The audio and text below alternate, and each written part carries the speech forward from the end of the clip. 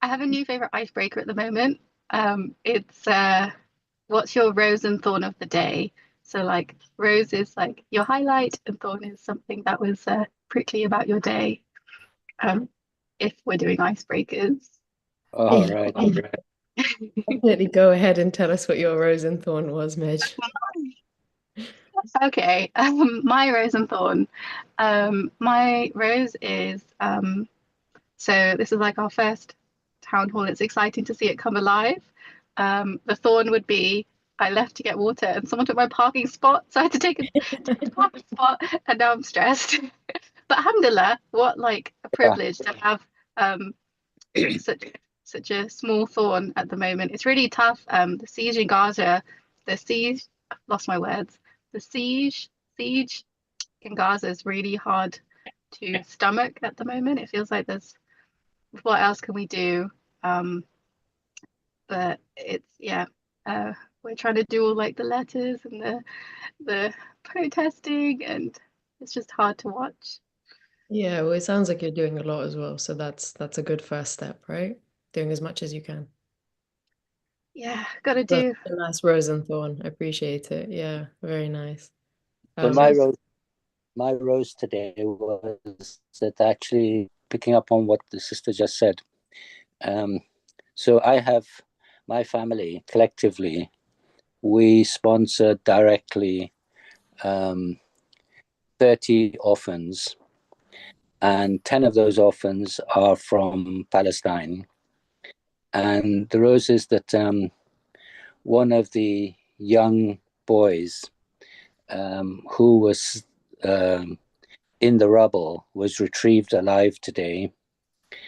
But the thorn is that unfortunately, five of the children we were supporting were were literally killed over the last 2 days, and we support these people direct. We support these children directly. So from the time they they have become an orphan, we actually look after them until they go to university and eventually get married. And over the last, um, I think it's 10 years now, we have supported nearly 60 young people in different parts of the world.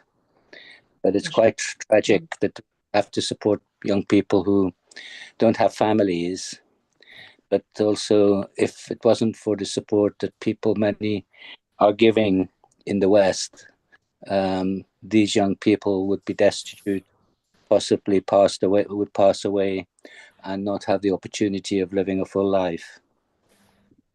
subhanallah. SubhanAllah. Yeah. Yeah, no, Oh, we definitely. have Sheikh Nuruddin here as well. He's joined from Istanbul. Alhamdulillah. Not that Wow. he's from Istanbul, but he's joined from Istanbul. Assalamu alaikum, Sheikh. I think that is a good segue for us to get started as well, inshallah. Assalamu alaikum, Sheikh. Okay. Sorry. وعليكم السلام ورحمة الله وبركاته. So, yeah, may Allah give all of you guys ajr for the work that you're talking about. And it's such an incredible introduction, really, to what we want to talk about today. Um, and the session that we have planned for today really invites us to reflect on justice, power, and ethical reform, and how those really sit at the heart of Islam. And just looking at the example of the Rasul alayhi salatu wasalam, he was someone who looked at injustice and took it head on, and he built alternative models that focused on mercy, dignity, and equality. And in a time where we're looking and we're facing racial, sectarian, and systemic divides, we're really looking to ask, what does it mean to be a Muslim change maker in this moment? What does liberation look like as a collective? And what would the cost be of us staying comfortable in such unjust systems?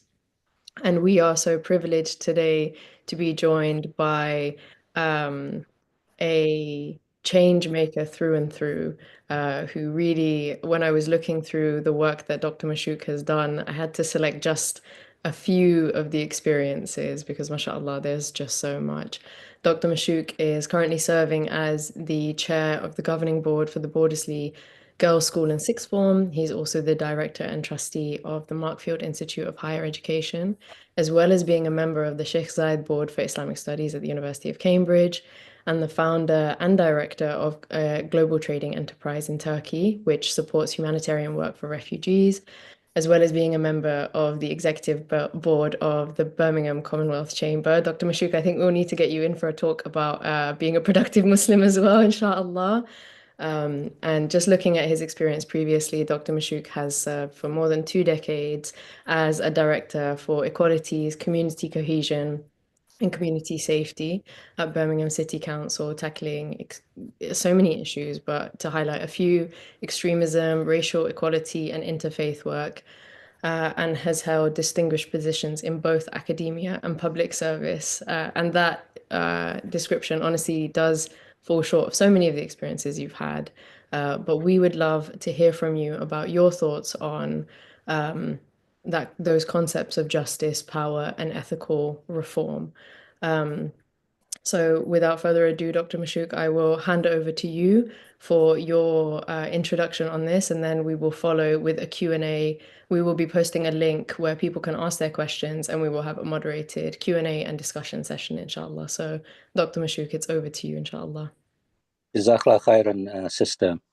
Well, first of all, I'd like to thank everyone for being with us this evening, and I'd like to thank the organizers for inviting me. And assalamu alaikum wa rahmatullahi wa barakatuhu. I'd like to kick off with a slight bio, because I've been blessed that the situations I've found myself in over the last 55 years in professional life has been quite exciting, but also work which has enabled me to be very much a person who tries to influence change within society. Just for your information, I was born in Guyana, in the northeast of South America, which is considered to be part of the Caribbean. And you might like to know also that that country has the first Muslim president. And I was brought up in London in the late 1950s, and I've therefore had the privilege of witnessing the evolution of the Muslim community in Britain, and also to be engaged with a whole host of activities across the Muslim world. I'd like to say something about how I have been impacted by change. So when I was a student, there were 2 individuals who actually impacted on my life and actually kind of resulted in me being where I am today. One was a brother called Abdul Wahid Hamid. Some of you may know of him, and some of you may know of him through some of the literature that he produced. And the second was Brother Ibrahim Sir from Malaysia. Brother Abdul Wahid Hamid was from Trinidad.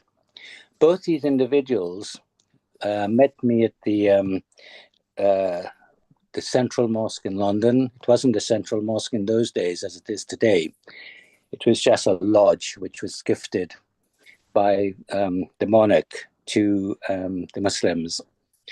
And we were there, and then we were having just a conversation, and they said to me, look, we would like you to attend the FOSSIS conference. That was one of the very first FOSSIS conferences that was held in Britain. And I said, okay. And I asked them, what would I do there, and this, that, and the other. And they said that gave me some explanation about that. And I said, well, how would I get there? They said, don't worry about that. So they bought my ticket. They asked me to get to Euston Station. And then we made our way to Manchester, where the FOSSIS conference was being held. And I was so inspired by that weekend that I obviously became involved in FOSSIS, the Muslim magazine as we had at that time. And that was the beginning of my change. And as a young person, I was in fact the youngest person in the group of 3. And because of that, I became a novelty amongst everybody. And all the contemporary leaders of the Islamic movements I was able to rub shoulders with. And that really inspired me. The second person who actually had an impact on me and then set me going was Professor Khurshid Ahmed. He attended a FOSSIS conference from Pakistan. He came from Pakistan and he attended a FOSSIS conference. And I was inspired by his interpretation and understanding of Islam. And to such an extent that afterwards, I asked him, well, where are you going next? He said, well, he's going back home and he has to catch the plane next day at London Heathrow. So I just asked him, and I didn't expect him to give this response. I asked him, would you like to come home with me to meet my family and stay overnight, and we'll take you to the airport? Well, with all the other people who were there, I thought he would have said, well, I've already got arrangements. But he said yes. So we went to Tube, and at that time I was living in a place called Walthamstow in East London, and met my family. We had dinner, and then he took me aside and he asked me what my ambitions were. And I told him what my ambitions were. And I said I was very much interested in Islam. I've also gone through hifz of Quran, etc. And he said, okay, I will be coming back to UK to take up my doctoral program. I said, okay, fine. And I'll be living in Leicester. So after a couple of years, he came back and we met up again. And that's when my journey started in terms of change. These 3 individuals had a profound impact on me. Got involved with FOSSIS, became involved with UKIM, became involved when Bangladesh was created into Dawat al-Islam, Young Muslims, etc., YMO. And through those platforms, we were engaged in a range of programs which would enable us to influence many, many people in Britain. And I went to Leicester, took up a part-time job. Then I joined what we now know as the Islamic Foundation. Myself, Professor Khurshid, and Manazir Hassan, we embarked on this program. He was our leader. And as you see, where Islamic Foundation is today, we started in an old garage, knitting factory, and now we have a big campus in Leicester. And this is where my journey in terms of beginning changed. So I wanted to give you how those who we associate with impact us in terms of change, and then eventually we become change makers in our own right. Change making begins with each one of us. So each one of us have to look inside ourselves to know to what extent we need to embark on a change program. It is interesting when we review the life of the Prophet Muhammad Sallallahu Alaihi Wasallam. For him, life in Makkah and Medina were opportunities for influencing and affecting change. However, before he started his mission, there was a period of preparation. His life before he received the first wahi was significant because it was a period of building his reputation and integrity. Can anyone listening in give me 2 examples that demonstrates the Prophet's reputation before he received the first wahi? What was his reputation before he received the first revelation? Can anybody give me 2 examples? Omar, I think, go for it. Yeah, this as we know, sorry, that he was known as a Sadiq and Amin. He was a trustworthy. Absolutely. That's one. Also, the Meccans used to give him their valuables as a trust amana, and he used to keep for them. So these two things I can. Yeah, so important in change making is our own standing, reputation, and standing in our community. And that trustworthiness, confidence becomes from ethics, akhlaq, and I'll come on to that in a minute. So these are two good examples and there are many, many more that I'm sure others could give. We also find that when the Prophet Muhammad received his first wahi, did he keep it to himself? Can anybody respond to that? No, he went out and he shared it with others. Those who were receptive joined his group. This period marks the setting of the ground for individual change. This is relevant to us today because unless we begin the process of tazkiyah, purification of ourselves, which leads to tarbiyah, development, change won't happen and we won't be able to influence others. This means that unless we become the standard bearers of Islam, we cannot hope to inspire and influence others. However, this process of individual change need not occur on our own, but through mutual support of others. This means individual change can be more effective when supported and shared with others and who are like-minded. And that process of change takes place in what we now call a community or a group of people.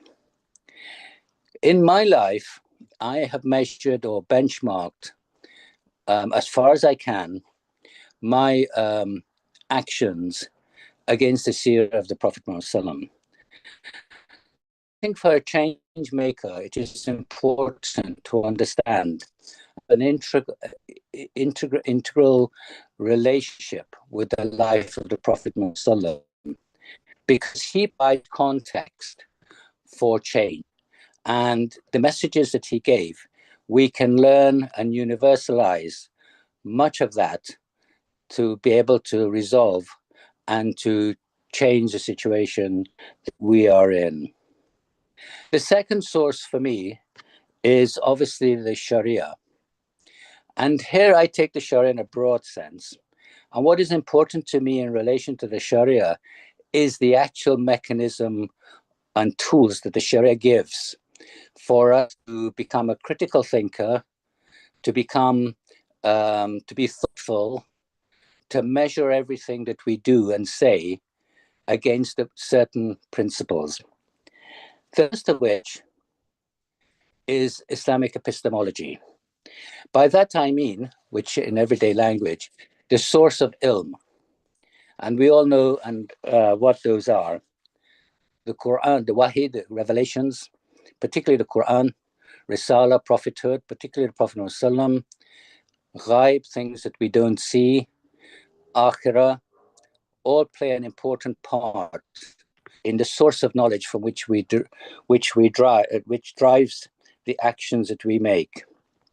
This epistemology is really important for us to understand, because the epistemology of Islam fundamentally is about akhlaq, ethics, and it also provides us with the drivers for social change and social justice. And when we look at the Prophet Muhammad's life and subsequently those who have led us, we found that social justice has been a key area, because it is about how we enact our Bismillah. Many of us say Bismillah ar-Rahman ar-Rahim as though it's a ritual. But if we study this sentence, which we say whenever we do something, it has a deep meaning: compassion and mercy. Compassion and mercy. Compassion and mercy from Allah subhanahu wa ta'ala, which we are supposed to reflect in whatever we do. So that epistemology informs the ethics of Islam. How do we interpret those ethics? Allah subhanahu wa ta'ala and the Prophet Muhammad has given us those arkan that we all follow. Now, if you speak to any Muslim today, go to any mosque and ask them, why do you perform salah? Why do you come to the masjid? Invariably, they say, because Allah subhanahu wa ta'ala tells us to do that. But okay, Allah subhanahu wa ta'ala tells us to do that, but is that the end of it? What is the salah meant to be doing? It's meant to be changing our attitude and behaviors, reminding us all the time of what our responsibilities are and what our obligations are. Unfortunately, we all can see, we see it for ourselves, we witnessed it. The person who goes, we find it, people go to the masjid, they're at the masalla, they behave in a certain way.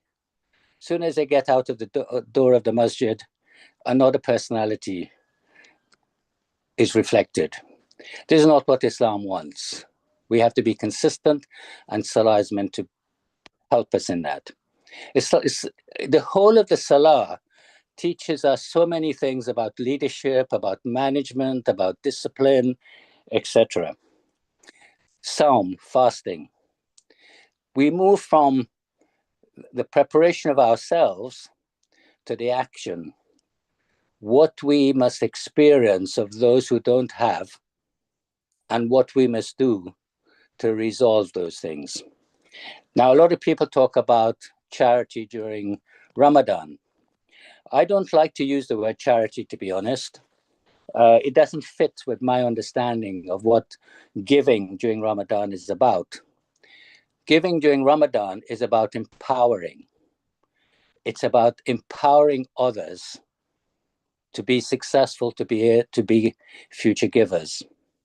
And there are many aspects which we don't have time to go into around fasting. But a key word for me around fasting is empowerment. And then zakah, again, usually translated as charity. It is not a charity.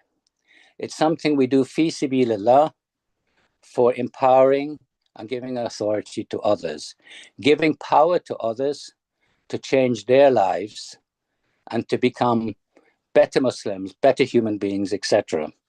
And then we have Hajj, which is sacrifice.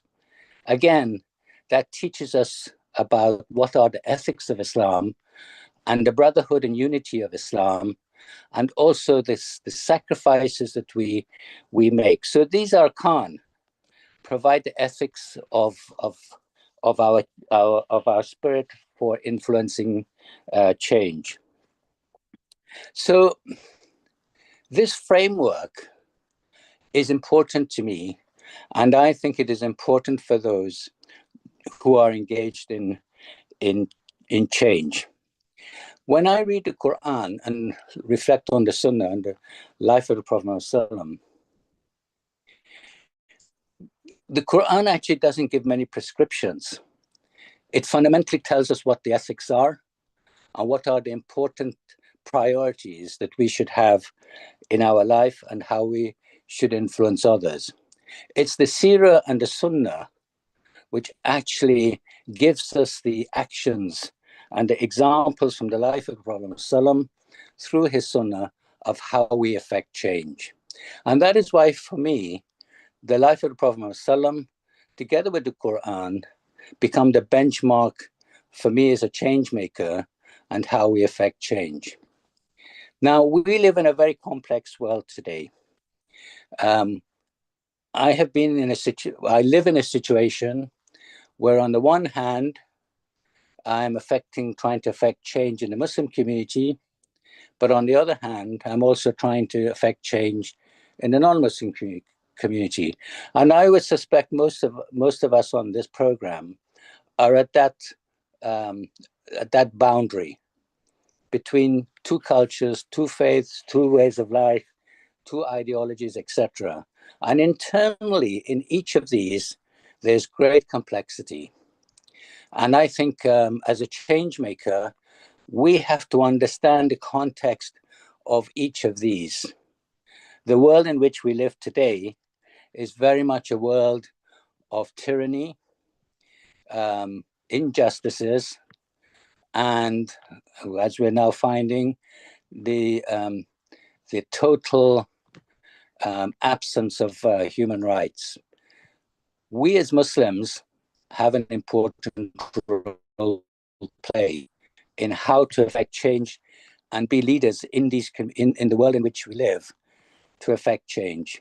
I'd like to stop there now because we only have half an hour left and open this for discussion and questions and answers, comments, whatever. And I think the sister will be moderating this.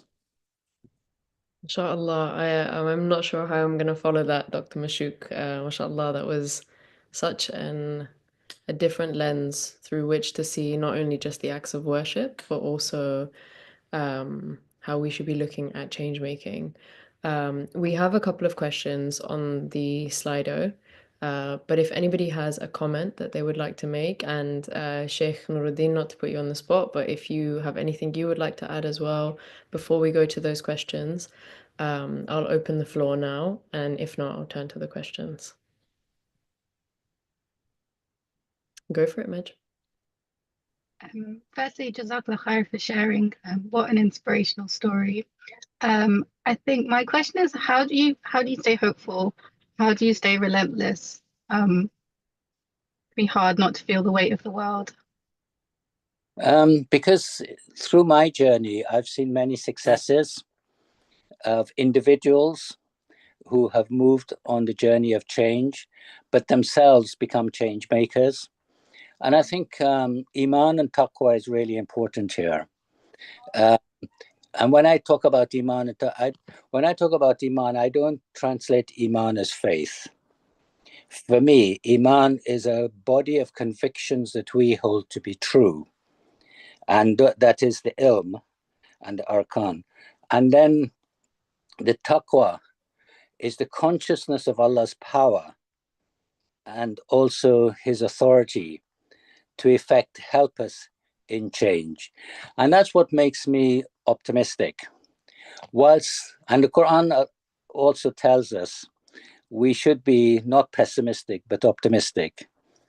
And if you, as an individual, think you're trying to do as much as you can to help in effecting change, promoting social justice, the ethics of Islam, or the life by which we need to live, and you're constantly seeing some results, even if it's small, I think that's what makes you positive in the journey.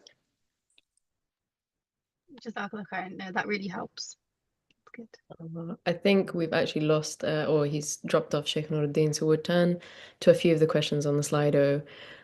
So the first kind of topic that people have asked on is, how can we reconnect Islamic change making with the concepts of beauty, art, and culture, rather than just resistance or scholarship, which can kind of obscure the spiritual heart of justice?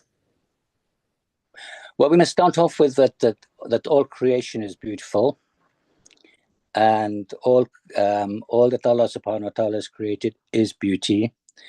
Art and culture is an essential part of Islamic change making because it inspires others. It's the practical visualization of Allah's creation in whatever form that art and culture comes in. My challenge today is that unfortunately art and culture is not given that importance as it has been in the past, and that whenever we do things practically, we kind of reflect the beauty of life. I found that unfortunately we are very repetitive in what we're doing. Also, art and culture has challenged consistently and been an inspiration and driver for change, which we don't sufficiently recognize both historically and contemporaneously. I think one of the problems I also have is the terminologies that we're beginning to use today, which is not very helpful. So I'll give you an example. What do we mean by Muslimness? And some people have defined this in a very narrow way. That then restricts the wide variety of Islamic culture and art that has developed over time. I don't really know what that means. The Quran tells us what it means to be a Muslim. Why do we have to invent another term for this? The other thing which challenges me is that because of nationalism, the growth of nationalism, and its impact on Muslim countries, or what we call Muslim countries, we've got this binary terminology between Muslim and non-Muslim. So what does non-Muslim mean? What does that really mean? I come across a lot of non-Muslims, so-called in inverted commas, who do some very beautiful things. And I've come across Muslims who don't do very good, beautiful things. And so this binary, so this is one of the issues. The second issue is the rise of ethnicity and how ethnicity has actually divided the community instead of bringing the community together. And I think in Britain, we have a very brilliant opportunity to change that situation because, and I think the third generation Muslims are the people who can effect that change because they're not so interested in the ethnic stuff.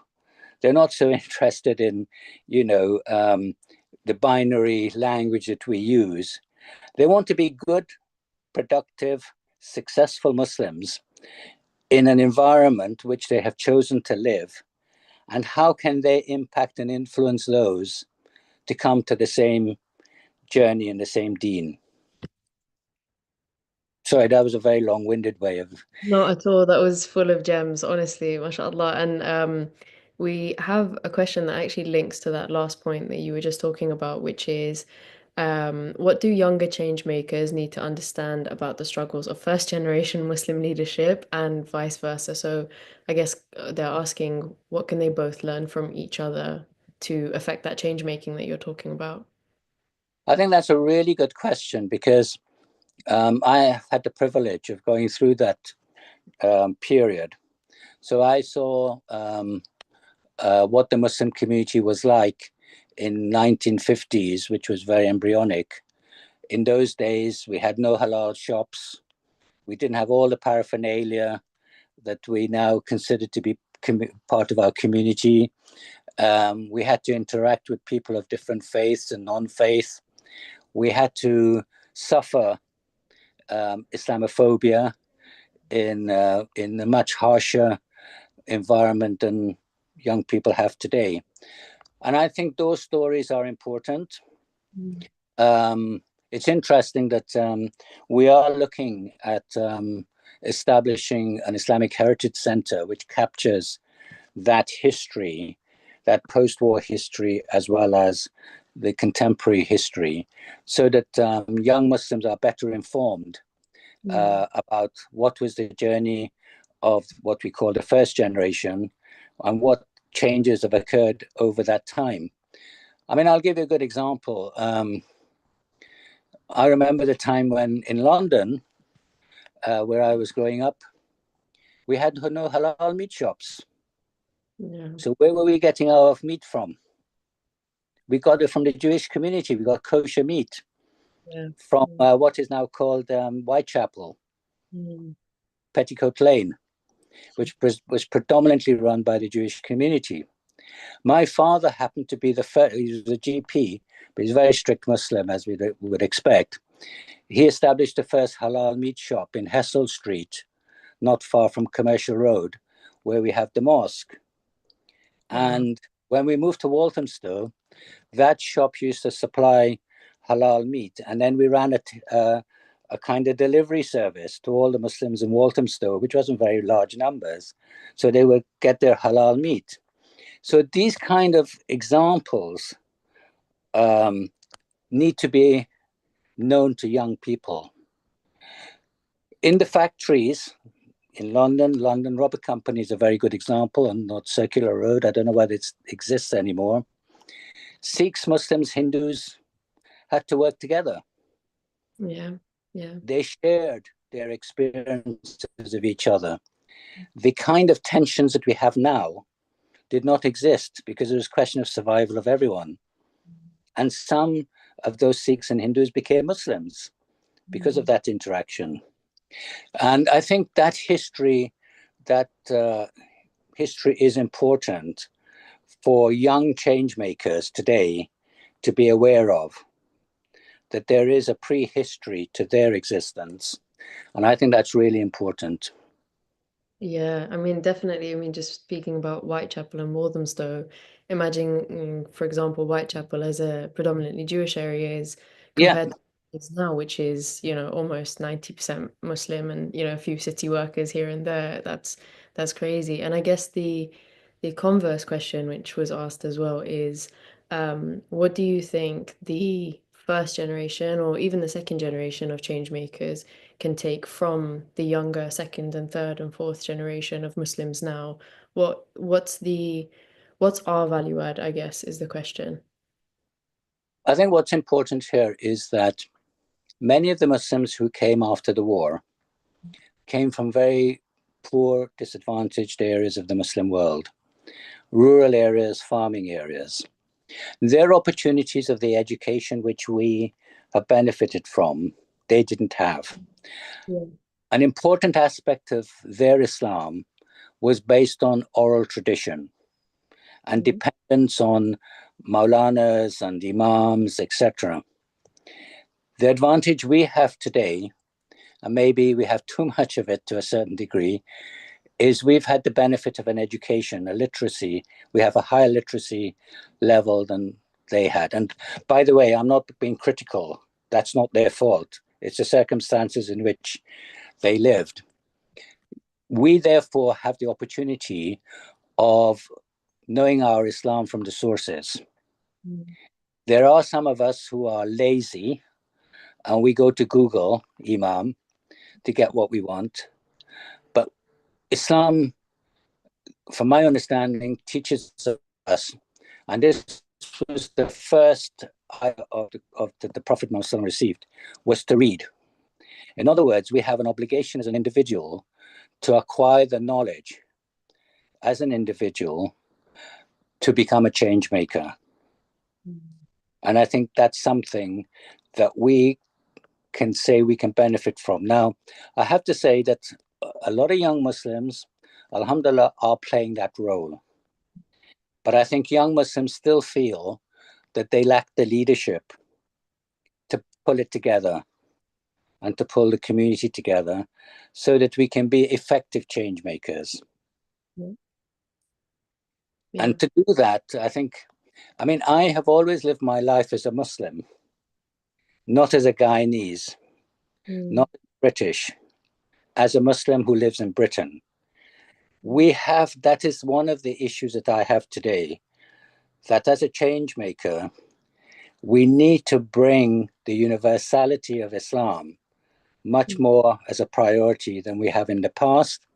And being a Muslim is much more important than anything else. And then what does that mean to be a Muslim? Allah subhanahu wa ta'ala tells us very clearly what that is in the Quran. And we are meant to be ambassadors. And we have a role to play through dawah. And I take dawah in a broad context. And I think that dawah is about how we influence the society we live.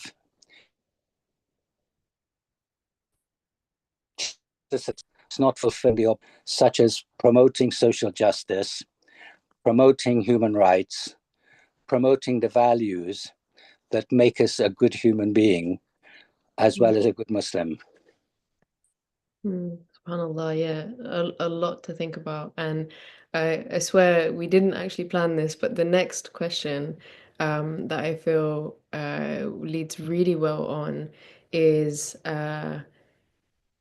kind of talking about what you've just spoken about, but is the concept of, are we prioritizing the ummah over tackling some of the issues that actually we have? And you touched on this before as well, but that we have these issues within our own spaces of racism, classism, misogyny, theological elitism, all of this stuff within our own spaces. Should we be, so I guess, yeah, the question is asking, should we be prioritizing the ummah and this unity, this concept of being a Muslim, or should we be tackling racism, or what does the balance look like, I guess?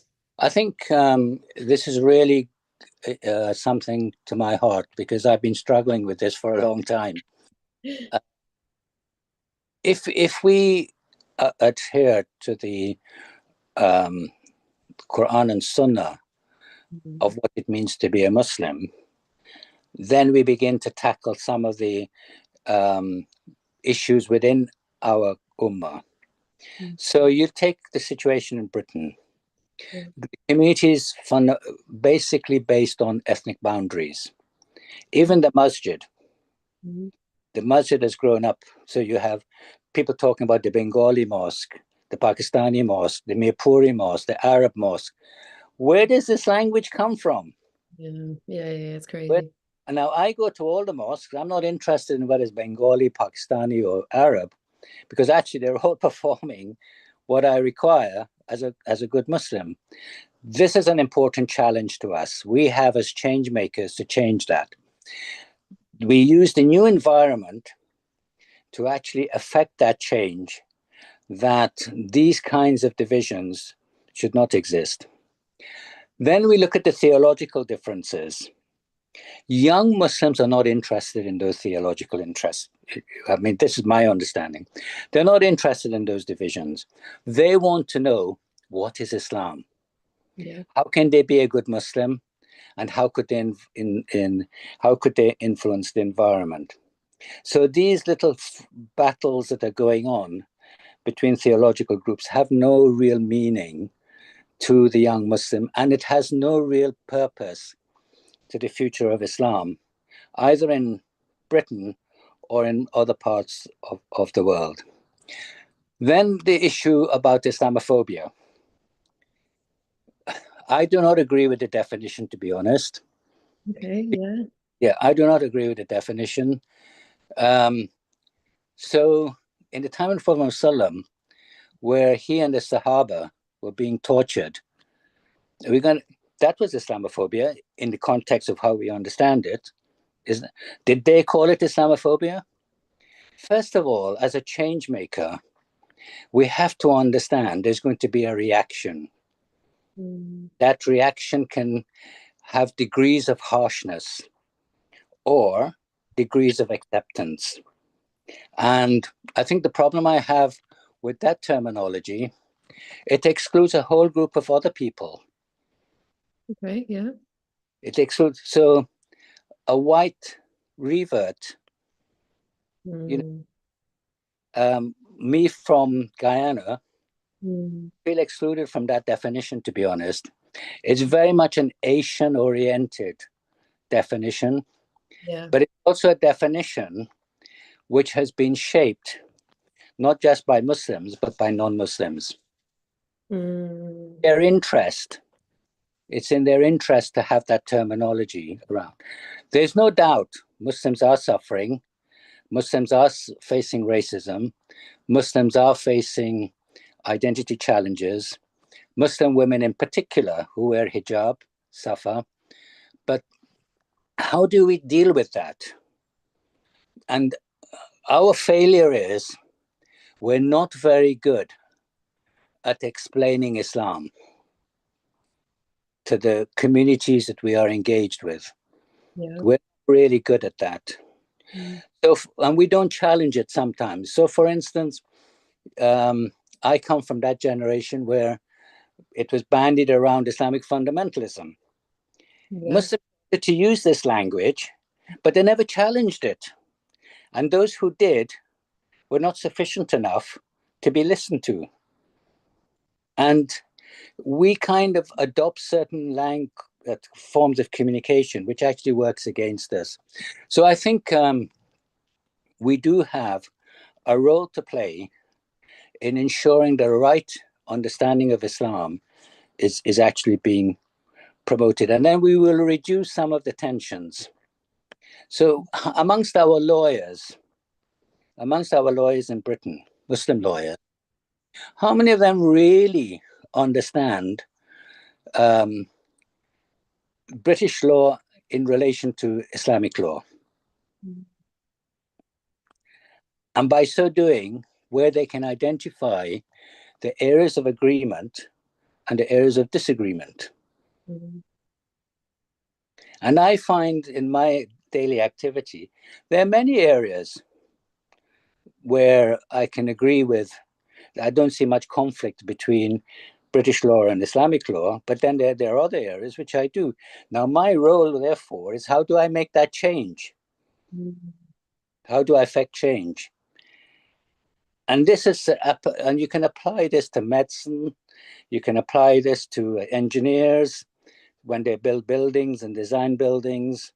Do Muslims who are professionals in these areas take into account the backdrop of their Islamic commitments?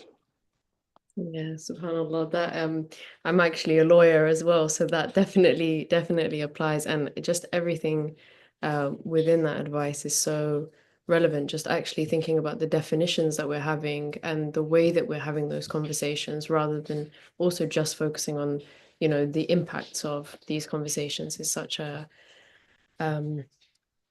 new way to look at it, at least for me, and I'm sure for the audience. We will take one last question. And it's an interesting one to end on. But the question is, how do we cultivate or prioritize the concept of ikhlas, so sincerity, whilst engaging in political or social work that often rewards ego/visibility? Well, I've been asked so many times, and I'm sure a lot of other Muslims have, asked to join political parties. Fortunately, I've decided not to, because I think I'm more effective outside. The minute you join a political party, you've got to compromise. And that compromise can work against myself as a Muslim, but it can also work against my community as well.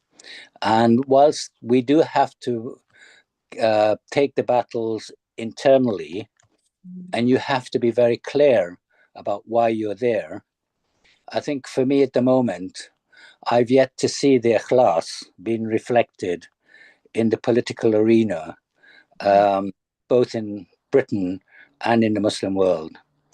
I think how it doesn't underpin, it is not underpinned by the ethics that Islam expects of an individual Muslim. And I've seen many Muslims who are, some of them are my friends, who are in political parties, but when their issues come up, so I give an example. When I think it was the Conservatives, I can't remember which party it was, wanted to provide, when there was the question of providing free school meals, free milk and free school meals, particularly in those areas that were less advantaged. And there were Muslims who actually voted against it. Yeah. And you, as a Muslim, and the reason why they voted against it was they're following the party line. Yeah. And Islam talks about what we should be doing for the miskin and the yatim. And that's how political parties' ideology does impact on us, and therefore undermines our sincerity, our ikhlas. The Prophet Muhammad succeeded because of his sincerity. Sincerity underpinned his integrity. And we as Muslims have to retrieve back our integrity if we want to effect change. Yeah, absolutely, absolutely. And for those change makers who are looking to potentially go into, you know, whether it's a political arena or a social arena. And as a last piece of advice, maybe, what would be your kind of main piece of advice for them to, when they are looking at structures that they're resisting, for example, structures of injustice and the like, how to go forward as a change maker and maintain that sincerity, that ikhlas, and not let those systems of oppression, you know, all the stuff you were talking about, political neutrality and these things, to dampen that sincerity or ikhlas, if you have one takeaway or one major piece of advice. I think you have to be true to yourself as a Muslim, and you have to reflect upon what your standards are. I have actually been invited to join Muslim charities. I'm not going to name any of them.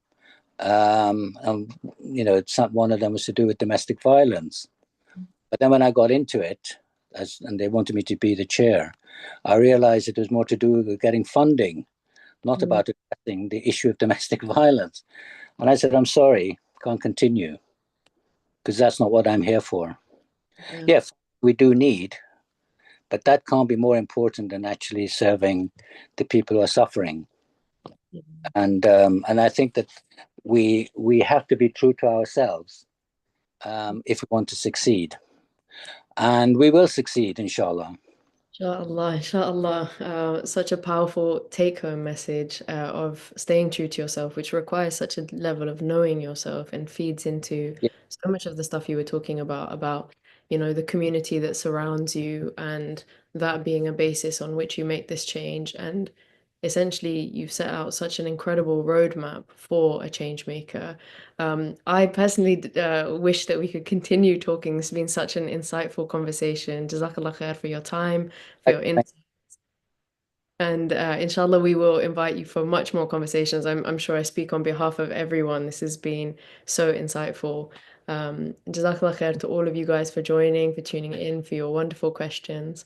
We will catch up with you again next week. We will publish the details of next week's session in the next few days.